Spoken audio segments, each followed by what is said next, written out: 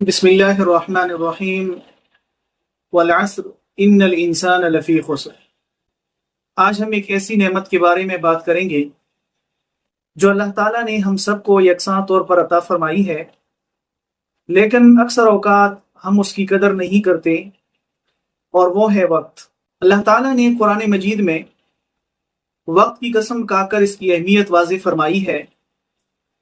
اللہ رب العالمین فرماتے ہیں والعصر، زمانے کی قسم ہے، ان الانسان لفی خسر، انسان نقصان میں ہے، الا الذین آمنوا، سوائے ان لوگوں کے جو ایمان لائے ہیں، وعملوا الصالحات، اور انہوں نے نیک عمل کیے ہیں، وتواصوا بالحق وتواصوا بالصبر، اور وہ حق اور صبر کی تلقین اور وصیت کرتے ہیں۔ اس سے معلوم ہوا کہ وقت ضائع کرنے والا شخص اصل میں خسارے میں ہے، چاہے وہ دنیا میں کتنا ہی کامیاب نظر آ رہا ہو۔ حدیث پاک میں آپ صلی اللہ علیہ وسلم فرماتے ہیں، دو چیزیں ایسی ہیں جن کی وجہ سے زیادہ تر لوگ دھوکے میں پڑتے ہیں، الصحۃ والفراغ، ایک صحت اور ایک فارغ وقت۔ یعنی انسان کو جب صحت اور وقت میسر ہوتا ہے تو اسے غفلت نہیں کرنی چاہیے، بلکہ اسے نیکی کے کاموں میں لگانا چاہیے۔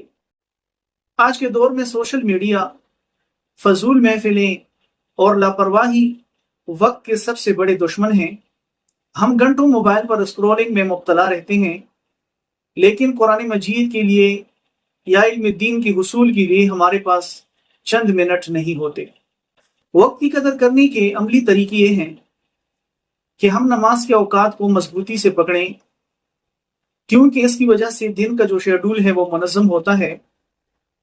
روزانہ قرآن کریم کی تلاوت کے لیے چاہے 5 آیات ہی کیوں نہ ہوں، ہم وقت مختص کریں۔ علم سیکھنے کے لیے وقت کو مقرر کریں، کتابوں کے مطالعے کے لیے، درس کے لیے یا آن لائن لیکچر کے لیے وقت کا تعین کریں۔ فضول مصروفیات کو کم کریں، بلا مقصد گفتگو اور موبائل فضول استعمال نہ کیا کریں۔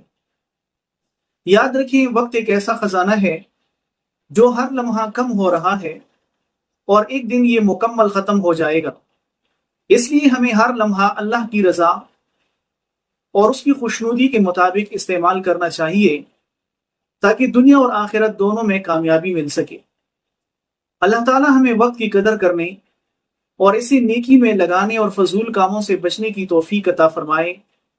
اگر ویڈیو پسند آئے تو اپنے دوستوں اور جاننے والوں کے ساتھ اس کو صدقہ جاریہ سمجھ کر شیئر کریں، چینل کو سبسکرائب کریں اور ساتھ میں موجود گھنٹی کے بٹن کو بھی دبائیں تاکہ آنے والی ہر ویڈیو کی نوٹیفیکیشن آپ کو مل سکے۔ وما علینا الا البلاغ المبین۔